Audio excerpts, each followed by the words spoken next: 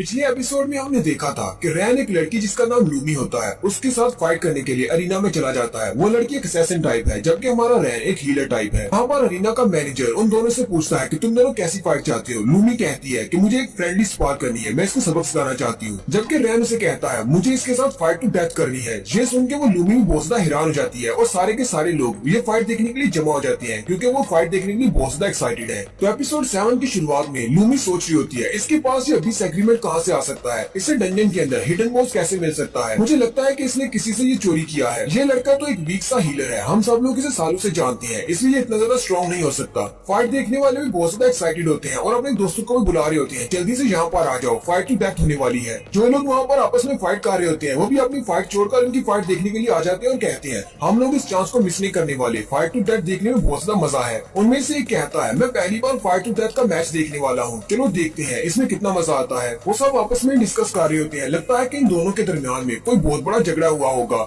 जिस वजह से ये दोनों फाइट टू डेथ कर रहे हैं। दूसरा कहता है लगता है कि डंजन के अंदर ट्रेजर की लूट को लेकर कोई मसला होगा और फिर मैनेजर उन दोनों के स्टेटस को अपडेट कर देता है, यानी उन दोनों की पिक्चर के साथ उनका सारा स्टेटस बताया जाता है कि कौन कौन दो लोग फाइट करने वाले हैं। तो उनके उस स्टेटस के मुताबिक एक तरफ हमारा रैन है जिसने अभी तक एक भी अरीना फाइट नहीं की हुई और ना ही कोई जीती है और ना ही कोई हारी है, जबकि दूसरी तरफ असैसिन टाइप की लड़की जिसका नाम लूमी है जिसने टोटल 18 बार इस अरीना में फाइट की है, जिसमें से 16 जीती है और 2 ड्रा हुई है और एक भी नहीं हारी। लूमी उससे कहती है अब तुमने जबकि मेरे स्टेटस को देख लिया है, क्या तुम्हें पता चला कि मैं कितनी बार जीत चुकी हूँ? अगर तुम्हें अपने फैसले पर पछतावा हो रहा है फाइट टू डेथ मैच के लिए तो फिर फिक्र मत करो, मैं तुम्हारी बॉडी को डिस्टॉर्ब नहीं करूंगी। वो सारे लोग जो कि फाइट देखने के लिए आए होते हैं वो उनके स्टेटस देखने पर कहते हैं ये लड़का तो एक हीलर है, क्या यहाँ पर कोई मजाक हो रहा है? एक हीलर किसी असैसिन के साथ कैसे फाइट कर सकता है? हमें तो लगा था ये फाइट बहुत ज्यादा इंटरेस्टिंग होगी। इस फाइट को देखने में कोई भी मजा नहीं है, हम सब लोग वापस जा रहे हैं। ये लड़का तो बस यहाँ पर मरने के लिए आया है। ये फाइट तो स्टार्ट होने से पहले ही खत्म हो जाएगी। लूमी भी बहुत ज्यादा एक्साइटेड हो जाती है और अपने वेपन को सामने करते हुए कहती है छोटे लड़के तो फिर मैं इस फाइट को स्टार्ट करने वाली हूँ। लूमी अपना डैगर निकाल लेती है और उस पर अटैक करने के लिए रेडी होती है, जबकि रैन उसे कहता है तुम सब लोग बहुत ज्यादा बकवास करते हो,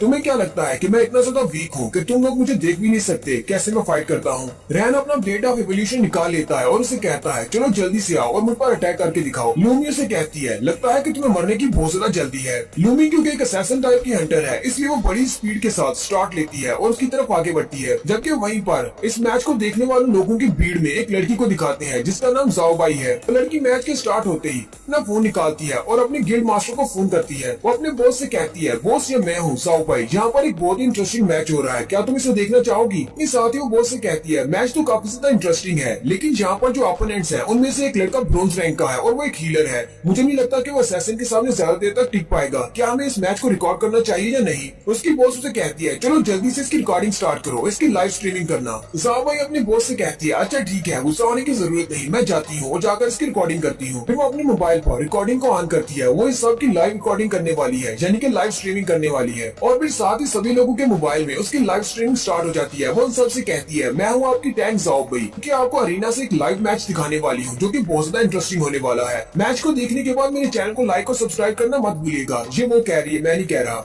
सारी की सारी जनता बहुत ज्यादा एक्साइटेड हो जाती है क्योंकि मैच स्टार्ट होने वाला है। लूमी उसे फिर से कहती है मैं तुम्हें फिर से एक चांस दे रही हूँ, मेरे सामने घुटने टेक दो, मैं तुम्हें जिंदा छोड़ दूंगी। रैन उसे कहता है अब ऐसा नहीं हो सकता, मैं तुम्हें दिखाता हूँ कि मैं किस काबिल हूँ। लूमी बड़ी स्पीड के साथ आगे बढ़ती है। लूमी की स्पीड इतनी ज्यादा होती है कि वो किसी को भी दिखाई नहीं देती क्योंकि वो एक असैसिन टाइप की हंटर है, इसलिए असैसिन के पास स्पीड होनी चाहिए। लूमी कहती है थोड़ी देर पहले इसने मेरी गर्दन पर तलवार रख ली थी, मुझे नहीं पता इसने कैसे किया लेकिन इसकी लिमिट है। मैं एक असैसिन टाइप की हंटर हूँ, मेरे पास सबसे ज्यादा मेरे पास मेरी स्पीड है। लूमी बड़ी स्पीड के साथ रैन के कभी इस तरफ जाती है कभी उस तरफ जाती है, यानी कि वो उसके इर्द गिर्द चक्कर लगाना शुरू कर देती है और उसे कहती है हंटर्स जो कि हीलर लेवल के होते हैं वो सारे कचरा होते हैं, वो लोग असैसिन के साथ मैच अप नहीं कर सकते, तुम तो मेरे शैडो को भी नहीं देख पाओगे, मेरी स्पीड इतनी ज्यादा है। रैन उसकी बात सुनने के बाद हंसना शुरू कर देता है और कहता है तुम्हें लगता है कि तुम्हारी स्पीड मुझसे ज्यादा है, जबकि लूमी सोच रही होती है ये लड़का तो बहुत ज्यादा कॉन्फिडेंट लग रहा है लेकिन मुझे नहीं लगता कि मेरे अटैक करने के बाद इसका कॉन्फिडेंस इसके पास रहेगा। लूमी बड़ी स्पीड के साथ उसके इर्द गिर्द घूमने के बाद अपने एक स्पेशल स्किल को यूज करती है जिसका नाम बैक स्टैब होता है। और यहीं पर बैक स्टैब के बारे में बताया जाता है कि बैक स्टैब से होता क्या है। बैक स्टैब में ये होता है कि उसे सिर्फ बैक साइड से अटैक करना होता है और इसकी वजह से उसकी अटैक पावर 15% तक बढ़ जाती है और साथ ही उसका जो टारगेट होता है वो 1.5 सेकंड्स के लिए वहीं पर स्टन हो जाता है, यानी कि अपनी जगह से हिल नहीं पाता। लूमी अपने दोनों डैगर्स को लेकर बैक स्टैब करती है, लेकिन हमारा हीरो वहाँ से साइड पे हो जाता है, यानी कि वो उसे डॉज कर लेता है। देखने वाले सारी बोसदा हैरान हो जाती है और कहती है ऐसा कैसे हो सकता है, क्या इसने अभी भी बैक स्टैब को डॉज कर लिया? आखिर एक हीलर इतना ज्यादा तेज कैसे हो सकता है कि ये एक असैसिन की बैक स्टैब को डॉज कर सके? लूमी भी काफी ज्यादा हैरान होती है और कहती है ऐसा कैसे हो सकता है, क्या इसने मेरे बैक स्टैब मूव को पहले से देख लिया था? लेकिन ये तो सिर्फ एक हीलर है, इसके पास इतनी स्पीड नहीं है। रैन जो कि उसके पीछे खड़ा होता है उसे कहता है तो ये तुम्हारी स्पीड है जिसके बारे में तुम बहुत बड़ी लंबी लंबी छोड़ रही थी, तुम्हारी ये स्पीड मेरे सामने तो गूंगे की स्पीड से भी कम है। लूमी उसकी पावर लेवल को महसूस करते हुए कहती है ये तो सिर्फ अपने ब्रोंज लेवल पर है, और साथ ही वो फिर से उठकर खड़ी हो जाती है और कहती है लड़के इस बार तुम बहुत ज्यादा लकी थे जो तुमने मेरे अटैक को डॉज कर लिया, लेकिन अगली बार नहीं हो पाएगा। साथ ही वो अपने और उसके स्टेटस के बारे में देखती है और उसका लेवल और उसकी स्ट्रेंथ को देखती है। हालांकि रैन का लेवल उससे ज्यादा है लेकिन उसकी स्ट्रेंथ उससे बहुत ज्यादा कम है, क्योंकि वो एक हीलर है। असैसिन टाइप के सामने उसकी स्ट्रेंथ उससे बहुत ज्यादा कम है। लूमी उसे कहती है मैं तो अपने वेपन्स के बिना भी अपनी स्ट्रेंथ से इसको क्रश कर सकती हूँ। वो अपने दोनों डैगर्स को पीछे की तरफ कर लेती है और उसे पंच मारने के लिए आगे बढ़ती है और कहती है मेरा रैंक इससे हाई है, ये ब्रोंज रैंक पे है, मैं गोल्ड रैंक पे हूँ। वो बड़ी स्पीड के साथ आगे बढ़ती है और रैन को एक जबरदस्त पंच मारती है, लेकिन रैन उसके पंच को अपने एक ही हाथ से रोक लेता है और कहता है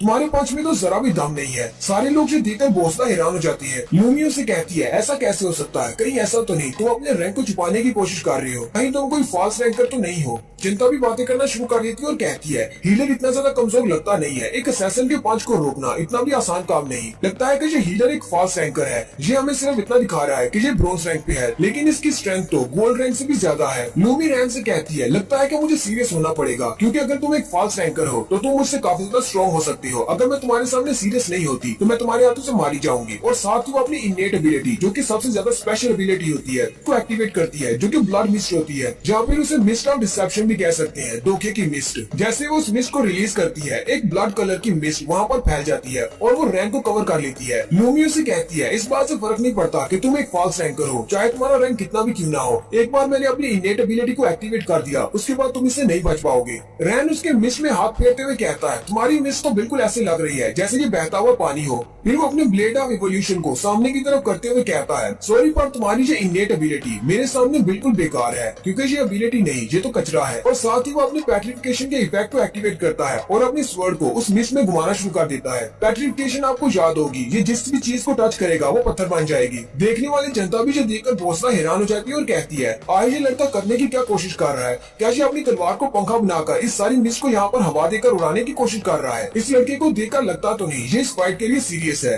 उनमें से एक लड़की उनसे कहती है जरा गौर से देखो, क्या तुमने नोटिस नहीं किया उसके इर्द गिर्द जो ब्लड मिस्ट है वो कम होती जा रही है? वो सारे अंडर जो देखकर बहुत ज्यादा चौंक जाते हैं और कहते हैं ऐसा कैसे हो सकता है, हमने तो कभी इस बारे में सोचा ही नहीं था कि अपनी तलवार को पंखा बनाकर हम इसकी मिस्ट को उड़ा सकते हैं। अगर ये लड़का इस तरह का कोई आइडिया इस्तेमाल करके एक असैसिन को हरा सकता है तो ये तो बहुत बड़ा जोक होगा। लेकिन असल में वो ये बात नहीं देख पा रहे होते कि वो अपनी तलवार को घुमाते हुए उस मिस्ट के साथ अपनी तलवार को टच कर रहा होता है। जहाँ भी वो मिस्ट को टच करता है वो मिस्ट पत्थर बन के नीचे गिरती जाती है। लूमी भी काफी ज्यादा घबरा जाती है और कहती है ऐसा कैसे हो सकता है, तुमने मेरी इनेट एबिलिटी को कैसे कैंसिल कर दिया? मेरी इनेट एबिलिटी के सामने तो बड़े बड़े असैसिन भी नहीं टिक पाते। उसी वक्त रैन उसकी मिस्ट का सहारा लेते हुए उसके पास पहुंच जाता है और उसे पीछे की तरफ धक्का देते हुए अपनी तलवार को उसकी गर्दन में फेर देता है। जैसे ही वो अपने ब्लेड ऑफ इवोल्यूशन को उसकी गर्दन में फेरता है उसकी गर्दन से ब्लड निकलना शुरू हो जाता है और वो लड़की नीचे गिर जाती है। ये देखने के बाद वहाँ पर जितनी भी जनता खड़ी होती है वो सारे के सारे हैरान परेशान हो जाते हैं, क्योंकि एक हीलर ने एक असैसिन को हरा दिया है, जबकि जाओ भाई इस सारे मैच को यूट्यूब पर लाइव दिखा रही है। हांगटो गेट से लूमी का जो दोस्त होता है वो भी ऊपर चेयर पे बैठा होता है। वो सारे भी देखकर बहुत ज्यादा हैरान हो जाते हैं।